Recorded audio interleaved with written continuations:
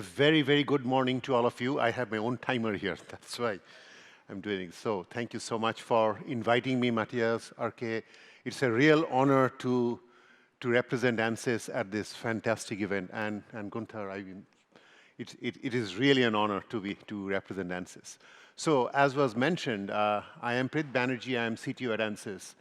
But I wanted to share a little bit about my personal journey before I went into my presentation. As was mentioned, I spent my first 20 years in academia teaching students, working on research at the University of Illinois, Urbana-Champaign, and at Northwestern. And I ultimately became a dean of engineering at University of Illinois, Chicago. And we were teaching students about the power of what you can do with electronic design automation and simulation and so on. And after that, the last 16 years, I have been working in large companies, worked at Hewlett-Packard, ran HP Labs worldwide. Then I was CTO at ABB, large power automation company in Switzerland, CTO at Schneider Electric, again, a power automation company in France, and now for the last 6 years, working at Ansys. And I bring to you sort of my experience of what it is that is happening in the world of simulation sort of driven product innovation. And that's kind of what I'm going to talk about, right? A look at the future. Obviously, we are grateful for all of you for being customers of Ansys. But I will share with you a brief look at where we are headed in terms of technology that will solve many of your problems, right? And so let's just begin with, again, Matthias did a great job in introducing the concept of digital engineering, right? So when products are designed from the likes of SAW or Bueller, or you will hear from these different customers later today, right? You start with a high-level requirement. The requirement may be, I want to build an electric car which will have a range of 1,000 miles and 0 to 60 in 1 second. You start with a requirement, and then you do some conceptual designs, and then from that you do subsystem design, the detailed optimizations. In the past, Ansys customers used Ansys tools in just the design, the detailed design optimization, right? Because we are the leaders in 3D simulation, multi-physics simulation. Thank you very much for using our structural tools, fluids tools, and so on, right? So our portfolio is shown here, right, pictorially, which is showing at the bottom. We have the leading tools in structural simulation. We have our representative here, Al Hank, in the audience. We have the best fluid simulation tools, Fluent and CFX. We have the best electromagnetic simulation tools, HFSS and Maxwell. 3D simulation tools, you have Mark Hinsby in the audience, right? So we have the core products in the 3D simulation. That's where we used to help our customers. But then increasingly, we have moved up the stack in terms of having capability for software design, for embedded software design with SCADE, safety analytics with Medini, and digital twins. Again, we have in the audience Samir Kher, who is representing digital twins. So we have about sort of 10 business units. We have more than 60 products that are helping our customers in this journey from conceptual design all the way to sort of operations and so on. What I'm going to talk about is the journey that inside these products, right? What are the core technologies that are enabling the future directions of the products? And in my role as CTO, this is what I drive, right? So we have at Ansys more than 2,500 R&D developers. We have another sort of 1,500 application engineers, and these are the core 4,000 engineers that are the heart of Ansys, right? These are the people who work on these things. And in my role as CTO, it is my job to sort of inspire people, right? What are the core technology things that we need to work on? And we break it down into 5 segments.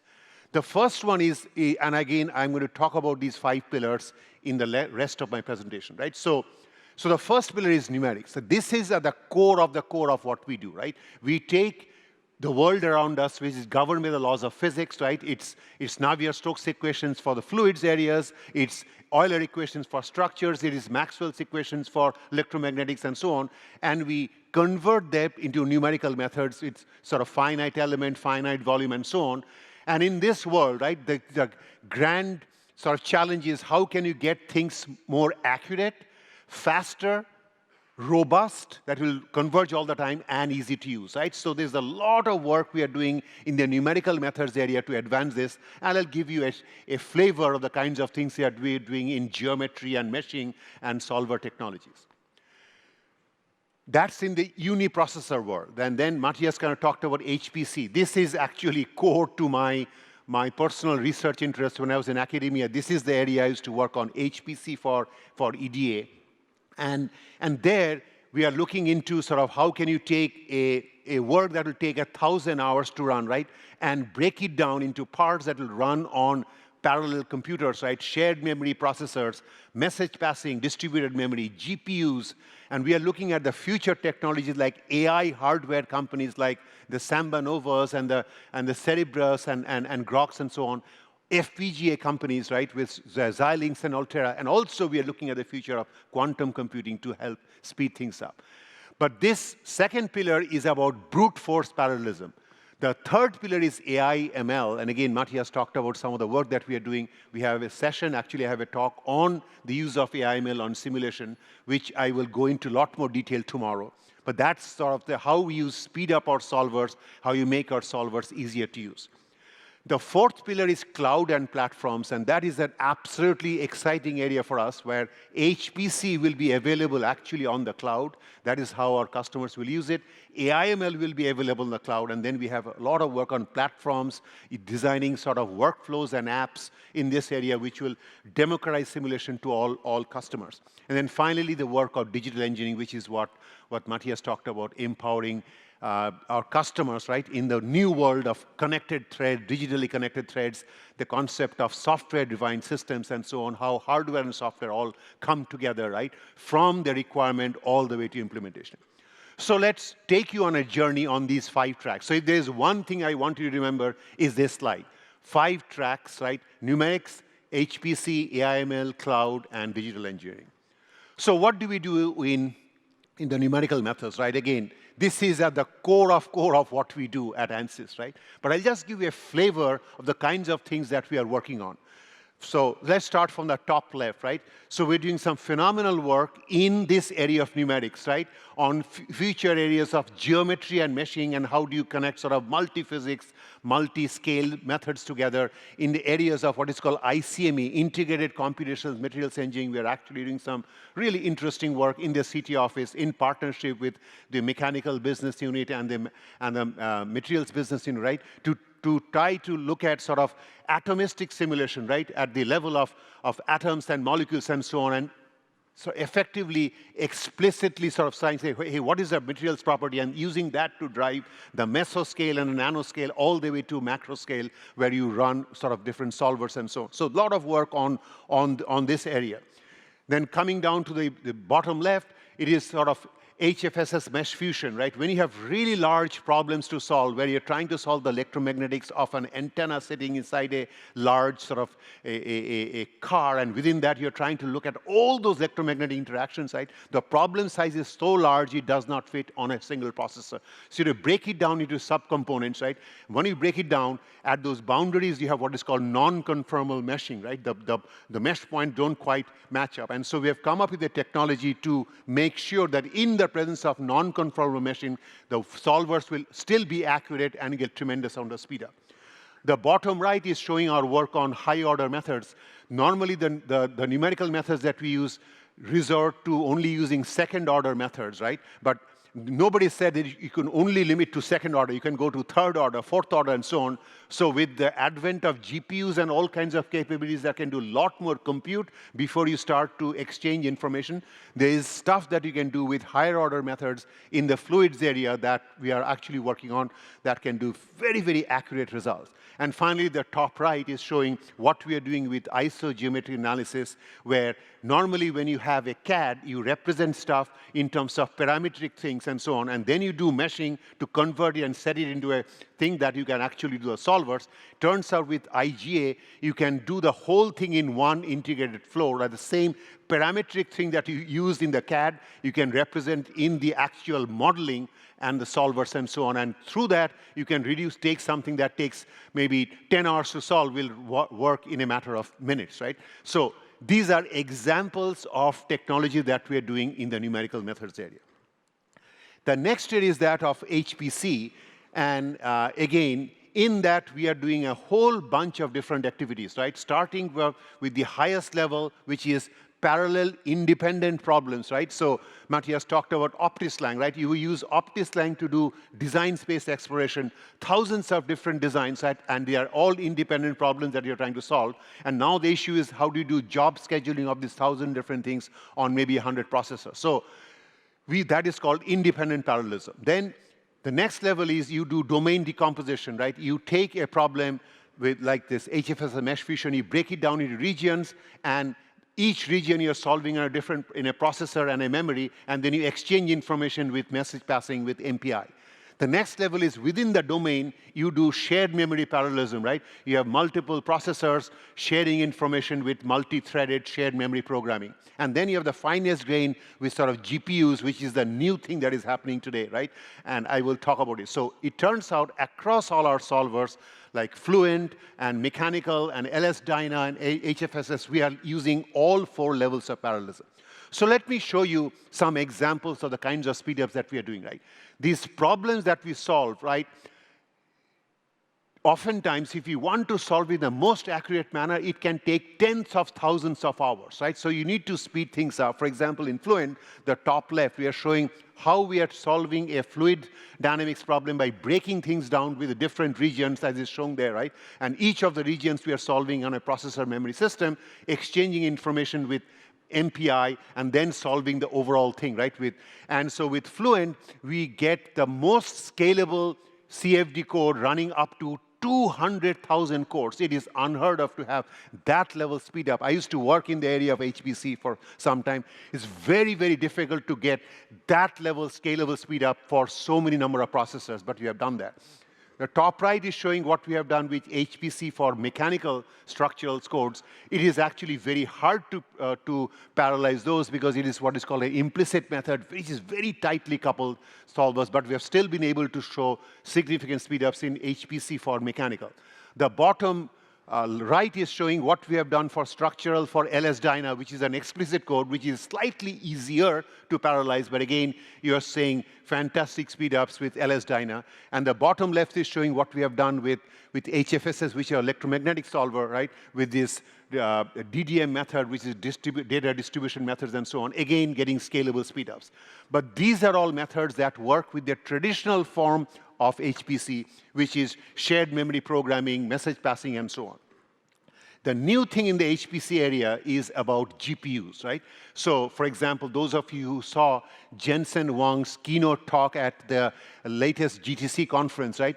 He talked about Ansys as the first partner company, right? Why? Because we are partnering with them to take all our core solvers and make them run on the NVIDIA GPUs, right? So in the past, we made it work with the A100, the H100. We have now started working on the Blackwell GPUs, which is phenomenal, and so on.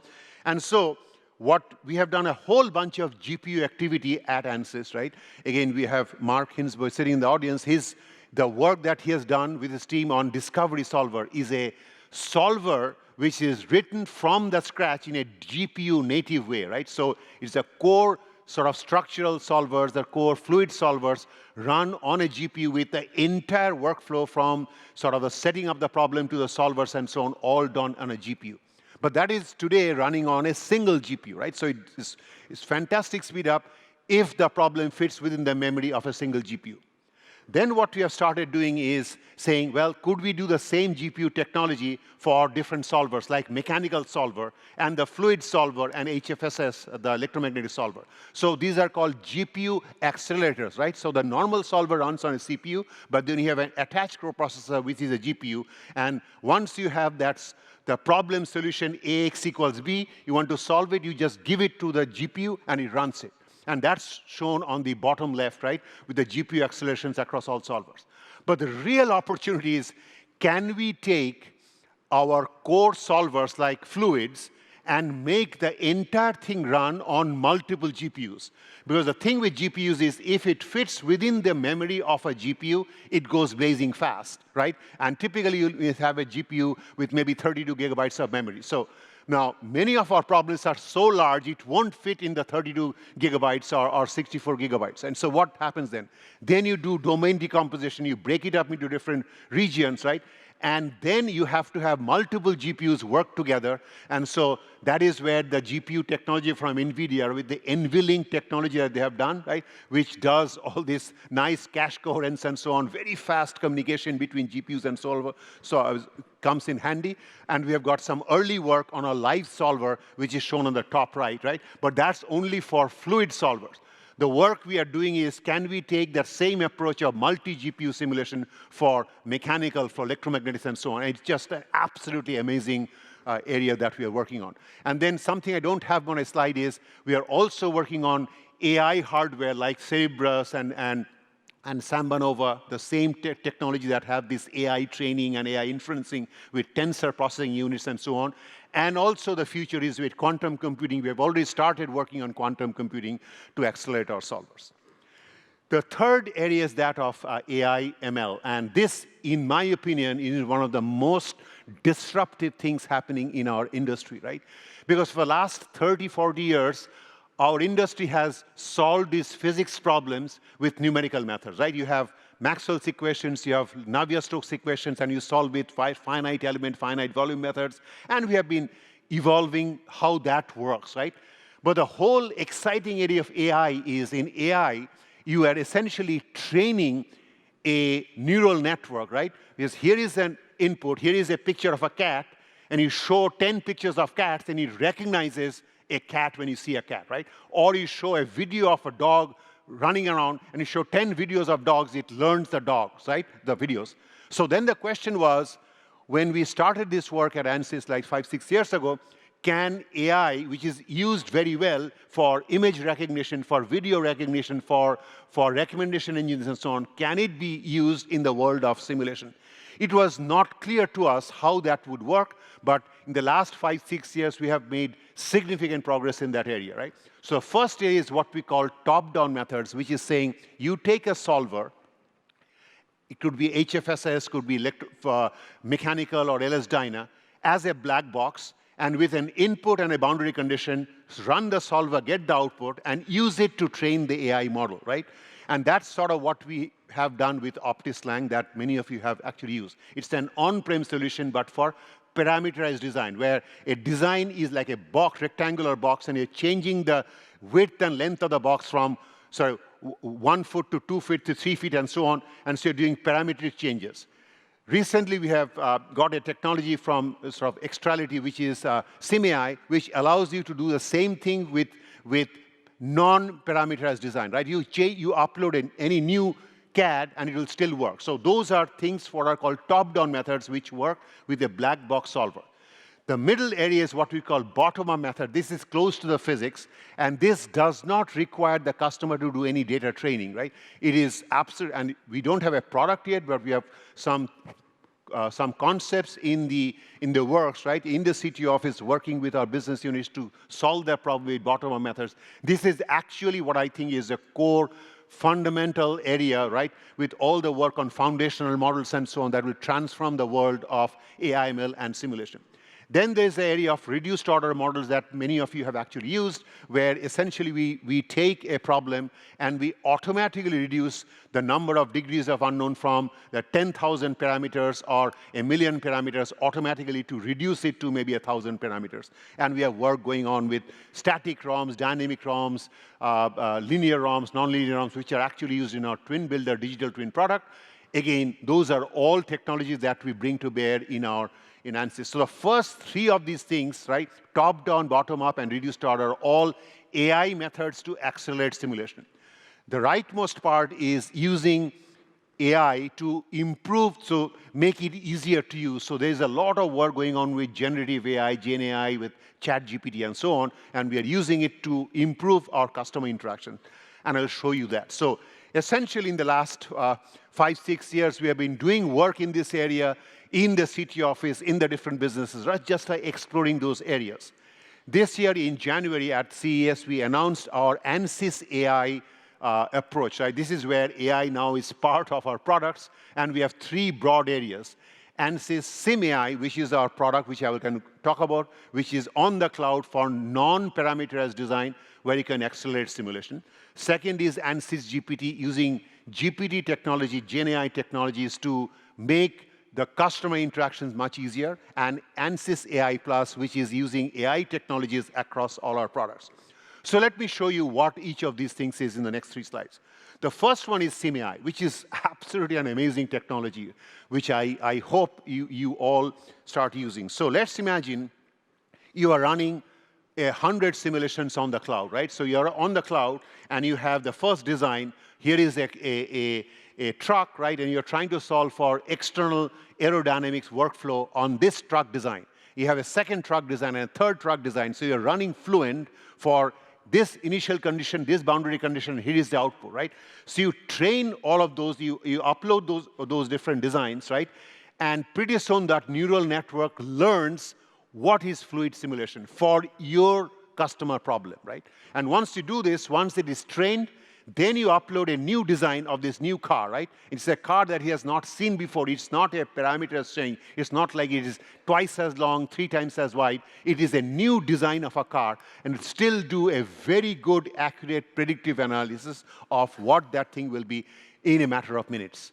Now, that combined, this will essentially give you the ability to do lot of design space exploration, and then once you pick the 3 designs that you want to explore, you go back to Fluent or Mechanical or LS-DYNA to do the last final validation, right? So this is a really exciting technology, and I would like to encourage you to use that. And in my sort of deep dive session tomorrow, I will go deeper into SimAI.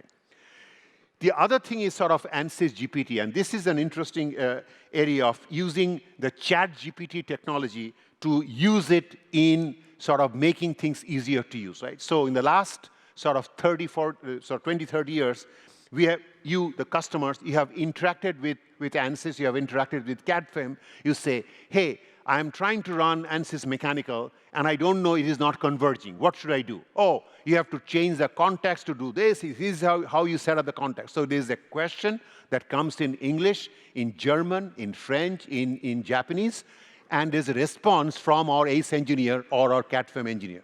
You take all these inputs and outputs, or questions and answers, and you stick it into GPT, right? And then the next time there's a question that comes from a customer, instead of an ACE engineer or a CADFEM engineer responding, it is this Ansys GPT that will provide the first answer.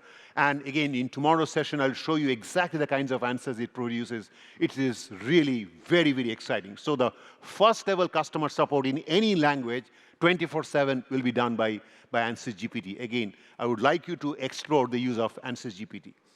And the third thing is our AI technologies across our different products, right? I kind of mentioned different products that we have for structural products, for mechanical products, for fluids products, and OptiSlang products, and different things, right? We've got AI features in each of the products, right? So these are what is called AI Plus, and again, in tomorrow's session, I'll go deeper into some of the examples of what we have done. So AI is big-time part of Ansys. I mean, AI is actually involved in so many industries, across industries, right? And I'm sure in your different customer settings, you are embracing AI. We have now embraced AI completely as part of our solvers. The fourth area is that of the cloud. And this is a very, very interesting thing, right? And again, when people talk about HPC, they say, oh, I want to run this thing, right, on a 128 processor HPC or a 2000 processor HPC, right? For that, I have to buy an HPC machine from Cray or IBM or whatever. I used to serve on the board of Cray for 5 years, right? And so I know what kind of compute runs on the Cray supercomputers. The trouble with a Cray is you have to buy the Cray at a customer like at SCW or at Bueller or whatever, right? And you buy it in 2024. The first year, it is a fantastic machine, right? It's working blazing fast. But the Cray is so expensive, it costs $10 million, so you cannot buy a Cray every month. So you take that and you amortize the cost of the Cray over 4 years. So by the time 2028 comes, that HPC machine is no longer the fastest machine. By this time, there was the Blackwell GPU and this MI300 GPU from AMD and whatever Ponte from Intel, right? And so you have a large piece of hardware which is not the latest, best, fastest core sort of CPU and GPU. That is where the cloud comes in, right? And essentially, instead of getting your own on-premise HPC, you lease the compute on the cloud. And sometimes people say, you know what, the actual cost of the cloud is more expensive. Absolutely, it is more expensive. But if you look at the lifetime, the total cost of what you're trying to do, right? You are trying to solve a problem for making gears or motors at SCW or at Buller and so on, right? That is a problem. And if you can come up with a process to make things go faster, right? The total cost, there is like only 30% of the cost is the cost of the hardware. 70% of the cost is the cost of the personnel, the engineers that you have, right? And that is a significant cost. And using HPC on the cloud, if you can make it go much faster, something that took you maybe 4 years to solve can be done in 2 years, it will allow you to bring a product much faster to market. So yes, the cost of the compute may be a little higher on the cloud, but the overall cost and the benefit you'll get is lot better. That is why people are looking into the cloud, right? So we have, within cloud, we have two broad offers. One is called Cloud Enabled, where you can take our Ansys licenses for mechanical or Fluent or whatever and bring your own license to your own cloud on AWS, or so we have a thing called AWS Marketplace or Microsoft Azure with Access. And so that's the top left part.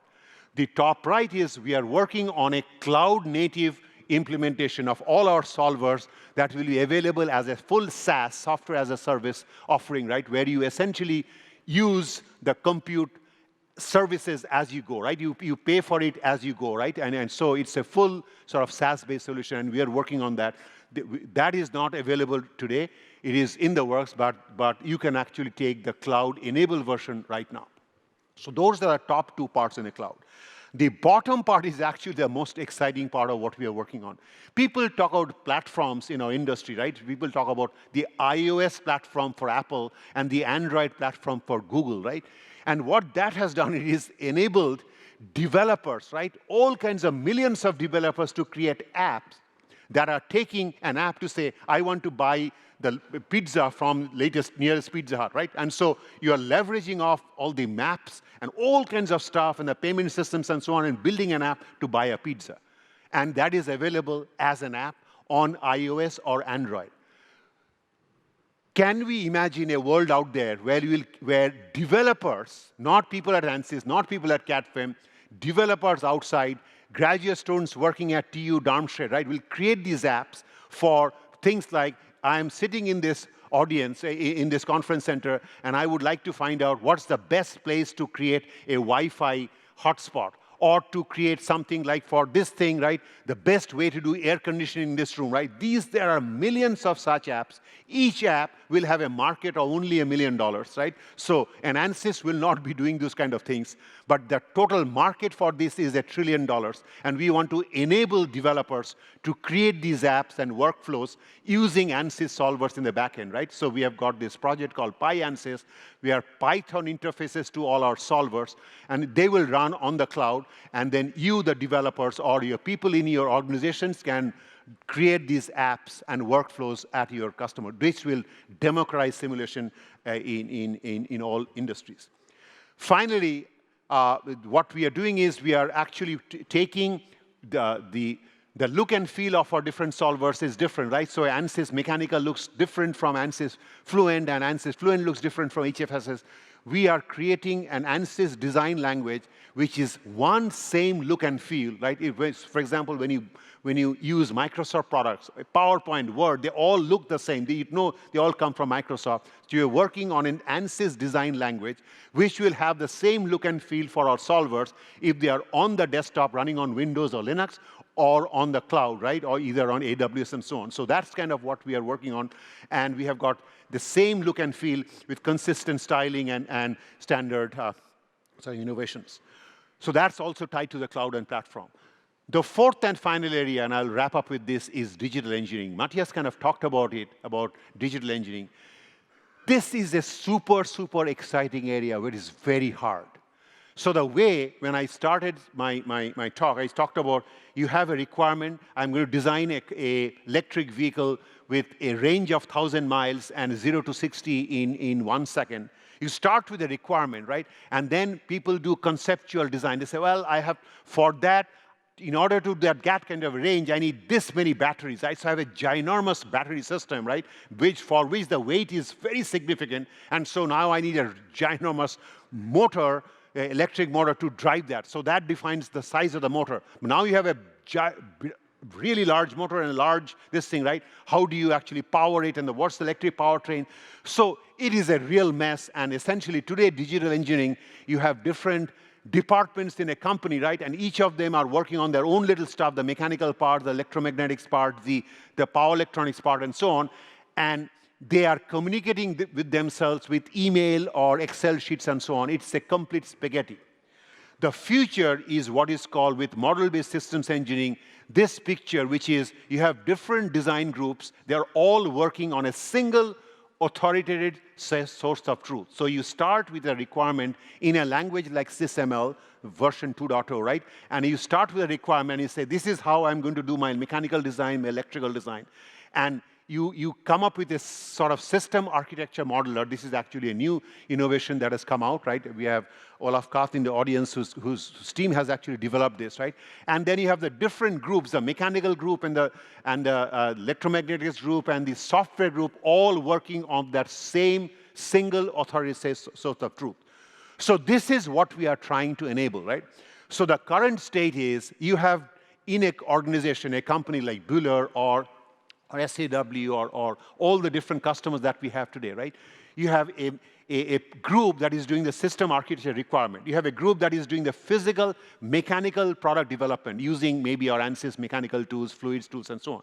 Then you have electronic hardware development using HFSS and semiconductors and so on. Then you have the software development, right? You have to actually write the embedded software to drive the hardware. So you have these different work streams that are kind of all sort of not coordinated.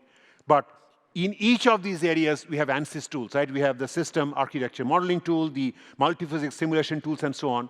But what we are enabling with digital engineering, this is sort of the vision that Matthias talked about, is can I make sure that these different parts, right? So when you're doing the safety analysis, right, that part is connected. So these dotted lines in the vertical direction showing how this vision of digital engineering is being enabled, right? So simultaneously, you have the same single authoritative source of truth with this system architecture modeler, SAM tool, that will allow a customer to make sure things are coordinated. So for example, you say in your design phase, I'm designing a bike, right? And the bike requires to have certain strength, so I will design the bike with steel, right, or titanium.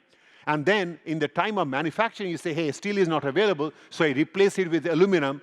In the past, you said, hey, the guy who changed the manufacturing to aluminum did not let the requirements guy says, I have used aluminum, and so the thing will fail in the future because aluminum, the property of aluminum is not good enough.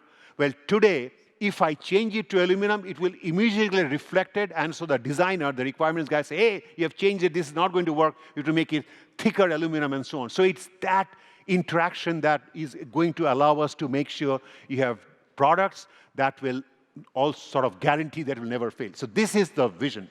So in that area, this is my last slide, what we have done in terms of our vision for digital engineering is we have taken different tools that we have in our portfolio, right?